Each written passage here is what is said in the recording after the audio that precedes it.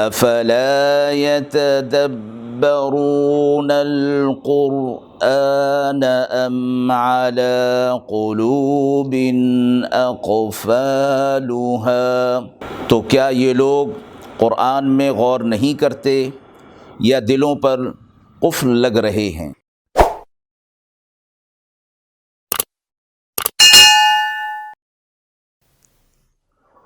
بسم اللہ الرحمن الرحیم۔ السلام علیکم ورحمۃ اللہ۔ ناظرین کرام، قرآن مجید کے پاروں کے خلاصے کے اس پروگرام میں آج آپ کی خدمت میں پارہ نمبر 6 کا خلاصہ پیش ہے۔ پارہ نمبر 6 میں سورۃ النساء، جو کہ پارہ 4 اور 5 سے میں جاری تھی، پارہ 6 میں بھی یہ جاری ہے۔ اس پارہ میں سورہ نساء مکمل ہو رہی ہے اور سورہ مائدہ کی ابتدا ہے۔ اس پارہ میں کل 14 رکوع ہیں۔ رکوع نمبر 1، آیت نمبر 148 اور 149، لا يحب اللہ الجہر بالسوء من القول الا من ظلم۔ آیت مبارکہ میں فرمایا گیا ہے کہ جس پر کسی نے ظلم کیا ہو تو وہ اگر اپنے اوپر ہونے والے ظلم کی شکایت لوگوں سے کرتا ہے یا عدالت میں جاتا ہے اپنی فریاد رسی کے لیے، اپنے ظلم کے ازالے کے لیے، تو یہ گناہ میں داخل نہیں، شامل نہیں، اس لیے کہ ظالم نے مظلوم پر ظلم کر کے اس کو یہ خود موقع دیا ہے کہ اس کے خلاف کارروائی کی جائے۔ یہاں ایک طرف مظلوم کو برابر بدلہ لینے کی اجازت بھی دی گئی اور دوسری طرف اعلیٰ اخلاق کی تعلیم بھی دی گئی کہ عفو اور درگزر سے کام لے لے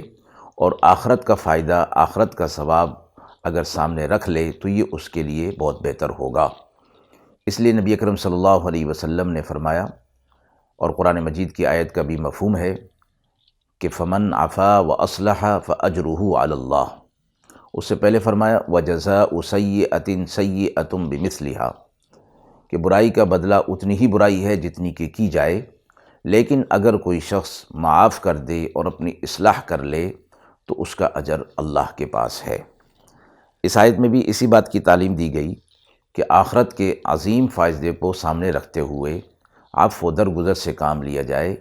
اور انتقام نہ لیا جائے، باوجود اس کے کہ انتقام کی قدرت ہو، چھوڑ دیا جائے اور اللہ کے سپرد کر دیا جائے تو اللہ کے ہاں اس کا بڑا اجر ہے۔ رکوع نمبر 2، آیت نمبر 157، وَقَوْلِهِمْ إِنَّا قَتَلْنَا الْمَسِيحَ عِيسَى ابْنَ مَرْيَمَ رَسُولَ اللَّهِ۔ یہود کے اس خیال کی اس آیت کے اندر تردید فرمائی گئی ہے کہ وہ کہتے تھے نعوذ باللہ انہوں نے حضرت عیسیٰ علیہ السلام کو قتل کر دیا یا سولی پر چڑھا دیا۔ دونوں خیالات کی تردید اللہ رب العزت نے فرما دی کہ اللہ نے ان کو زندہ آسمانوں پر اٹھا لیا۔ وما قتلوہ وما صلبوہ، نہ انہوں نے قتل کیا اور نہ انہوں نے صلیب پر چڑھایا، سولی پر چڑھایا۔ بل رفعہ اللہ الیہ، بلکہ اللہ نے انہیں اپنی طرف اٹھا لیا۔ زندہ آسمانوں پر اٹھا لے جانا عیسیٰ علیہ السلام سے متعلق فرمایا گیا کہ قرب قیامت میں اللہ رب العزت عیسیٰ علیہ السلام کو دوبارہ دنیا کے اندر بھیجیں گے۔ تو یہود کا یہ دعویٰ کہ قتل کر دینا یا سولی پر چڑھا دینا، اس کی تردید اس آیت مبارکہ کے اندر آ گئی۔ ولیکن شبہ لہم، بلکہ وہ لوگ شبہ میں پڑ گئے۔ عیسیٰ علیہ السلام کی جگہ کسی اور شخص کو انہوں نے سولی پر چڑھا دیا اور قتل کر دیا۔ آیت نمبر 162، لیکن الراسخون فی العلم، ایسے لوگ بھی ہیں جو علم میں راسخ ہیں، مضبوط ہیں۔ یہود و نصارہ اپنے کفر پر قائم تھے، لیکن انہی میں کچھ ایسے لوگ بھی تھے کہ جنہوں نے اپنی کتاب کے اندر آپ صلی اللہ علیہ وسلم کی صفات کو، نشانیوں کو دیکھ لیا تھا، اور ان نشانیوں کو دیکھنے کے بعد آپ صلی اللہ علیہ وسلم کی نبوت و رسالت کو انہوں نے قبول کر لیا تھا، جیسے حضرت عبداللہ بن سلام اور اسید بن سالبہ وغیرہ۔ انہی کے لیے قرآن مجید میں فرمایا گیا اولئک یؤتون اجرہم مرتین، اللہ ایسے لوگوں کو دوہرا اجر عطا فرمائیں گے۔ ایک پہلی کتاب پر ایمان لانے اور اس شریعت پر عمل کرنے کا ثواب، پھر آپ صلی اللہ علیہ وسلم نے جب اعلان نبوت فرما دیا تو آپ صلی اللہ علیہ وسلم کی نبوت و رسالت کو بھی انہوں نے قبول کر لیا، تو اس پر ان کو دوہرا اجر عطا فرمایا جائے گا۔ یہ آیت لیکن الراسخون فی العلم یعنی آیت نمبر 162 انہی حضرات کی توصیف اور تعریف میں نازل ہوئی ہے۔ رکوع نمبر 3 آیت نمبر 170، یا ایھا الناس قد جاءکم الرسول بالحق من ربکم، اے لوگو تمہارے رب کی طرف سے تمہارے پاس ایک رسول حق کے ساتھ آ گیا ہے۔ یہ ساری انسانیت کو یا ایھا الناس کے لفظ کے ساتھ خطاب فرما دیا گیا کہ تم سب کی نجات اسی میں ہے کہ آپ صلی اللہ علیہ وسلم کی نبوت و رسالت پر ایمان لے آؤ، اس لیے کہ آپ صلی اللہ علیہ وسلم اس وقت آخری نبی ہیں۔ آپ صلی اللہ علیہ وسلم کے بعد کوئی اور نبی آنے والا نہیں، اور آپ صلی اللہ علیہ وسلم حق کا پیغام لے کر تمہاری طرف آئے ہیں۔ سو اگر نجات چاہتے ہو آخرت کی تو آپ صلی اللہ علیہ وسلم کی نبوت و رسالت کو مانتے ہوئے آپ صلی اللہ علیہ وسلم کی اطاعت پر آ جاؤ۔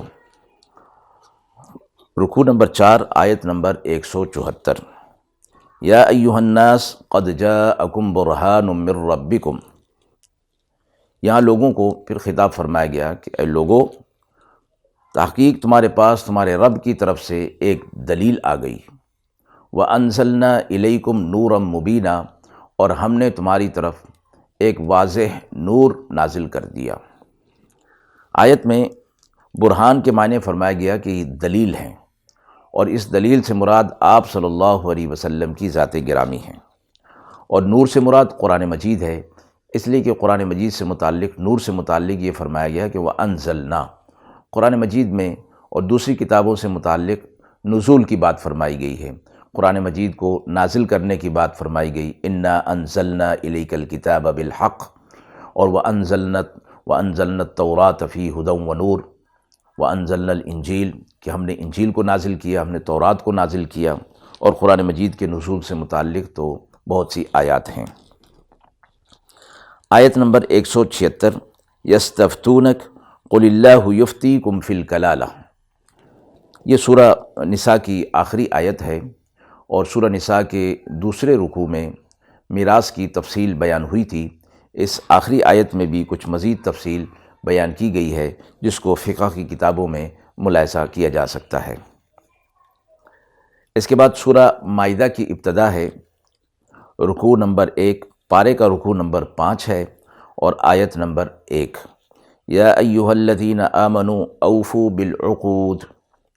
ایمان والوں سے فرمایا گیا کہ اپنے معاہدوں کو پورا کریں، اور فرمایا معاہدہ کیا ہوتا ہے؟ چند لوگوں، دو یا دو سے زیادہ افراد کے درمیان کسی بات پر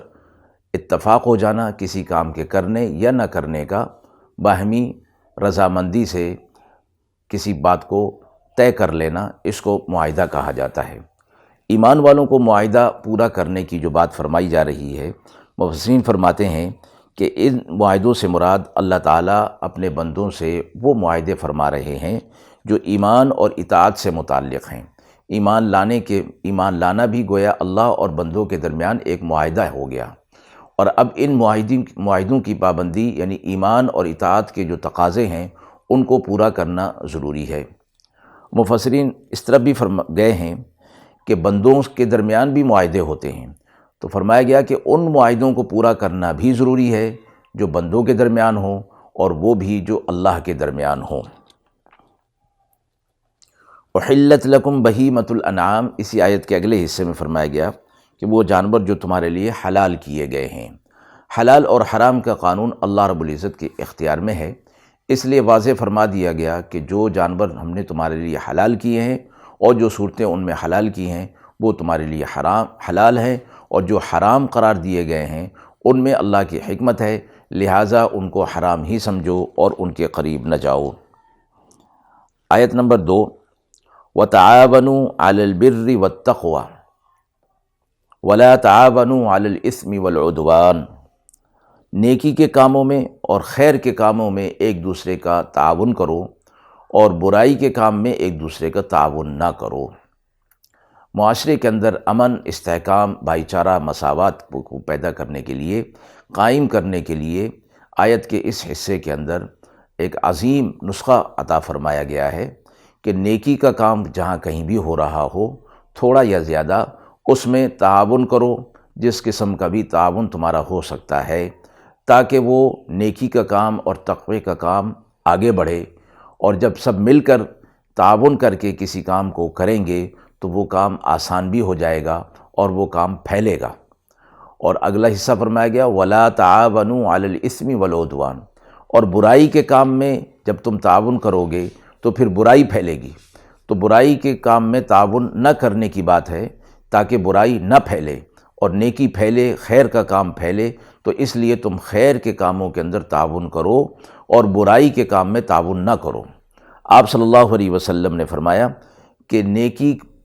نیکی کا کام کرنے والا یا نیکی کی ترغیب دینے والا ایسا ہی ہے جیسا کہ اس نے نیکی کا کام کیا، یعنی اس نے نیکی کا کام کیا نہیں لیکن اس نے کسی کو ترغیب دے دی نیکی کے کام کرنے کی، تو اب وہ جو کام کرے گا اس کو جو اجر ملے گا، جو شخص اس کا باعث ہوا جس نے ترغیب دی تھی اس کو بھی اس کا اجر ملے گا، اور نیکی کا کام کرنے والے کے اجر میں کوئی کمی نہیں کی جائے گی۔ یہ بھی ایک ترغیب کی صورت ہے، فضیلت اور شوق دلایا گیا کہ کسی کو اچھے کام کی ترغیب دے دینا تاکہ وہ اچھے کام کی طرف آ جائے۔ آیت نمبر 3، حرمت علیکم المیتۃ والدم ولحم الخنزیر، بڑی آیت ہے جس میں حرام جانوروں کا ذکر کیا گیا جن کا گوشت انسان کے لیے مضر اور نقصان دہ ہو سکتا ہے۔ اسی طرح خون جو کہ بہتا ہوا ہو، خنزیر کا گوشت، اور وہ جانور جو مختلف طریقوں سے مر گئے ہوں اور ان کو ذبح نہ کیا گیا ہو، وہ بھی حرام ہیں۔ اور آخری چیز جو فرمائی گئی وہ جانور بھی حرام ہے جو ما اہل بہ لغیر اللہ،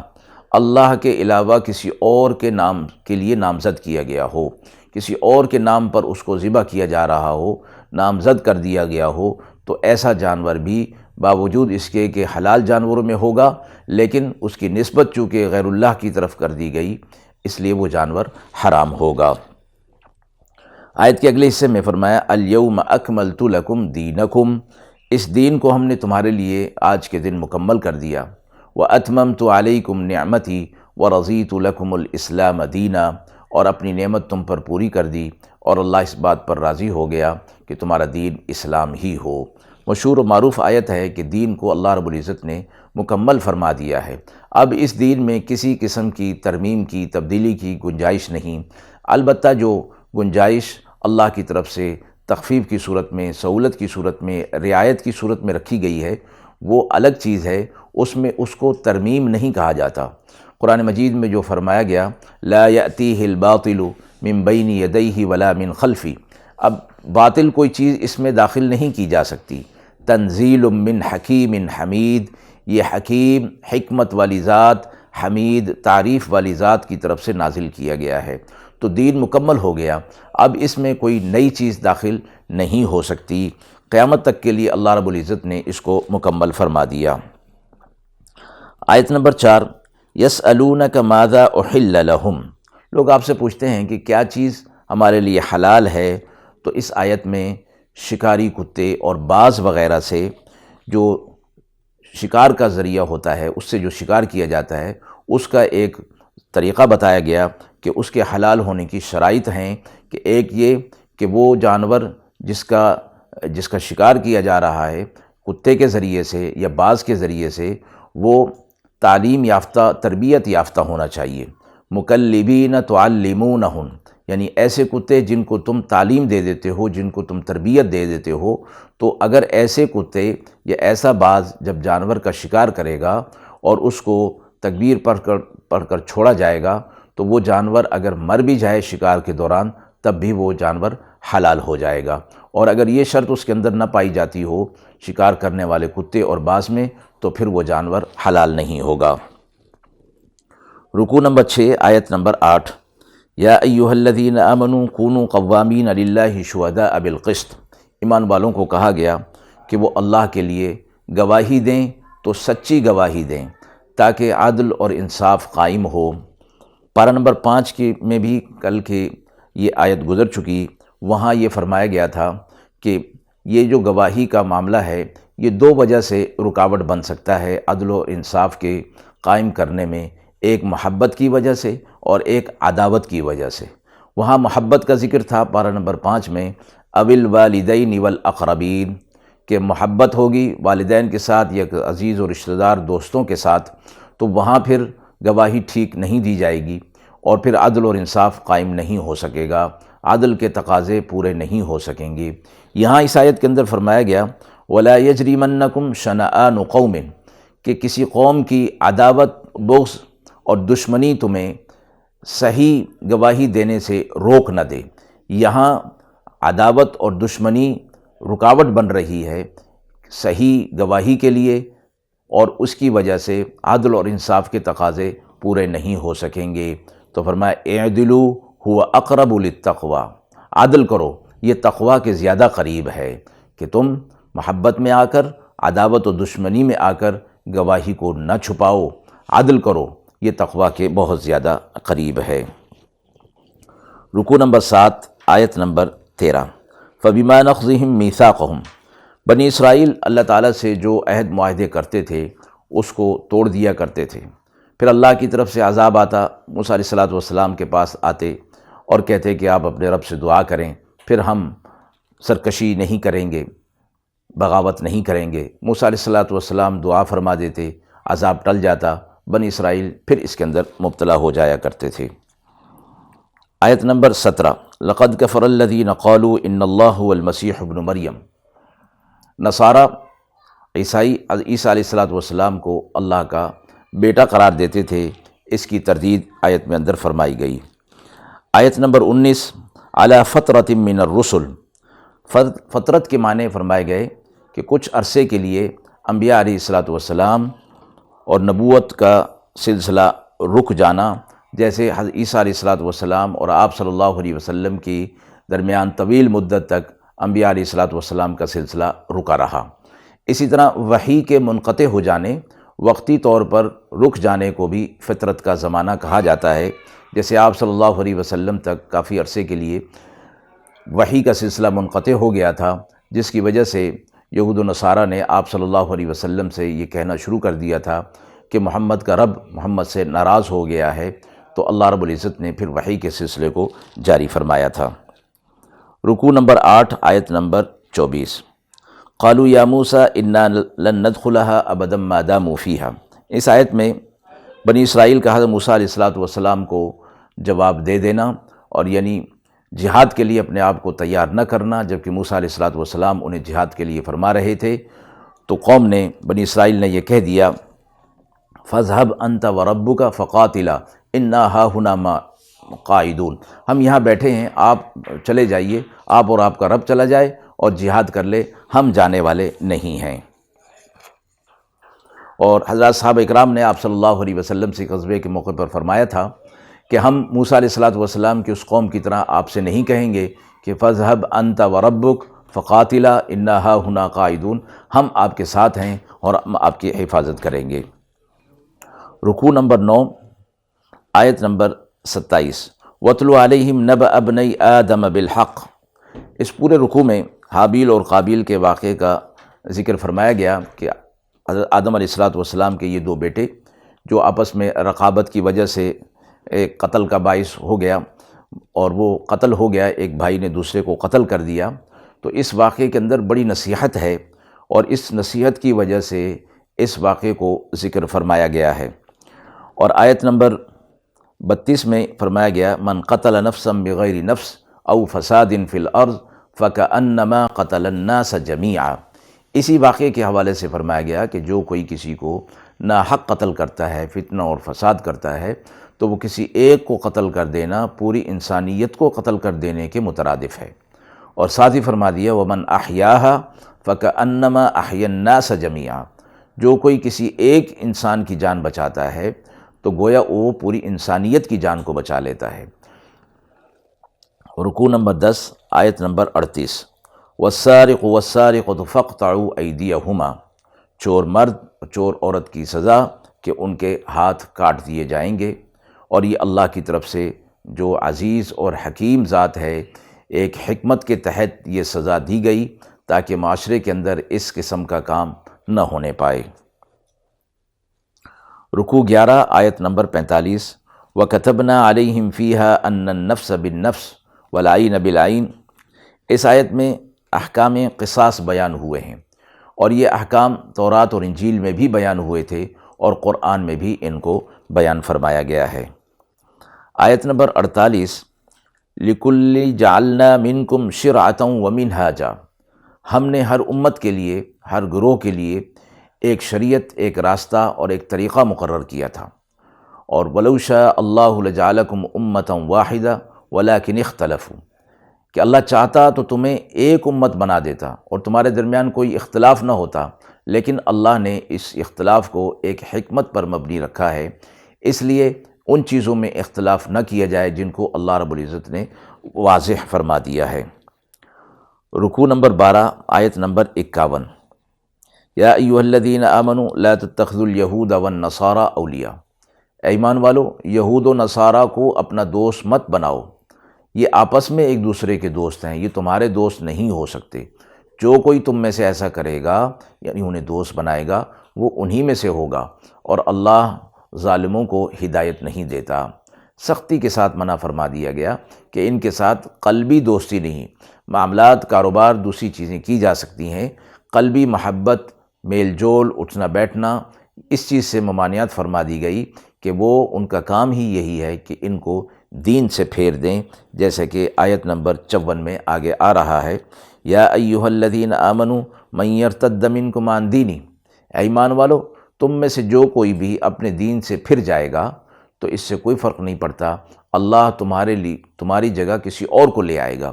یحبونہم ویحبونہ اذلۃ علی المؤمنین اعزۃ علی الکافرین۔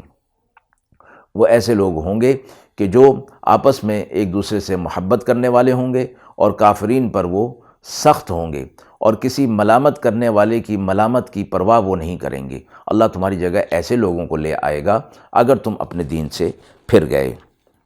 رکوع نمبر 13 آیت نمبر 66، وَلَوْ أَنَّهُمْ أَقَامُوا التَّوْرَاةَ وَالْإِنْجِيلَ۔ اب یہود و نصارہ کو فرمایا گیا کہ اگر وہ تورات اور انجیل کے احکامات پر عمل کرتے تو اللہ رب العزت ان کے لیے رزق کی فراوانی کر دیتا، آسمان سے بھی ان کے لیے رزق نازل کرتا، زمین سے بھی ان کے لیے رزق پیدا فرما دیتا، لیکن انہوں نے ایسا نہیں کیا۔ رکوع نمبر 14 آیت نمبر 67، یا ایھا الرسول بلغ ما انزل الیک من ربک۔ آپ صلی اللہ علیہ وسلم سے خطاب فرمایا گیا کہ آپ صلی اللہ علیہ وسلم کو تنگ کر رہے ہیں، پریشان کر رہے ہیں اور تکالیف کے اندر مبتلا کر رہے ہیں، تو آپ صلی اللہ علیہ وسلم کا کام ان تک اللہ کا پیغام پہنچانا ہے، اور اگر ان کی ان تکالیف کی وجہ سے اور پریشانیوں کی وجہ سے آپ صلی اللہ علیہ وسلم اپنے فریضہ تبلیغ کو، فریضہ رسالت کو روک دیتے ہیں تو فرمایا وَإِن لَّمْ تَفْعَلْ فَمَا بَلَّغْتَ رِسَالَتَهُ۔ اور اگر آپ ایسا نہیں کریں گے تو پھر آپ رسالت کے پیغام کو، اللہ کے پیغام کو آگے نہیں پہنچائیں گے، تو آپ ایسا نہ کریں۔ اس آیت کے اندر آپ صلی اللہ علیہ وسلم کے لیے تسلی اور تشفی رکھی گئی۔ آیت نمبر 73، لَقَدْ كَفَرَ الَّذِينَ قَالُوا إِنَّ اللَّهَ ثَالِثُ ثَلَاثَةٍ۔ نصارہ کے اس قول کی تردید کر دی گئی، عقیدے کی، کہ وہ اللہ کو تین مانتے تھے، ایک اللہ، ایک عیسیٰ علیہ السلام اللہ کا بیٹا، اور مریم علیہ السلام اللہ کی بیوی، نعوذ باللہ۔ اس کی تردید اس آیت کے اندر فرما دی گئی۔ رکوع 15 آیت 82، لَتَجِدَنَّ أَشَدَّ النَّاسِ عَدَاوَةً لِلَّذِينَ آمَنُوا الْيَهُودَ۔ بعض اہل کتاب ایسے بھی تھے کہ جو اہل ایمان سے محبت رکھتے تھے، ان میں یہود میں کم تھے، نصارہ میں زیادہ لوگ تھے، جیسے حضرت عبداللہ بن سلام یہود میں سے تھے، اسی طرح نجاشی اور دوسرے لوگ جن کی طرف آپ صلی اللہ علیہ وسلم نے وفد بھی بھیجے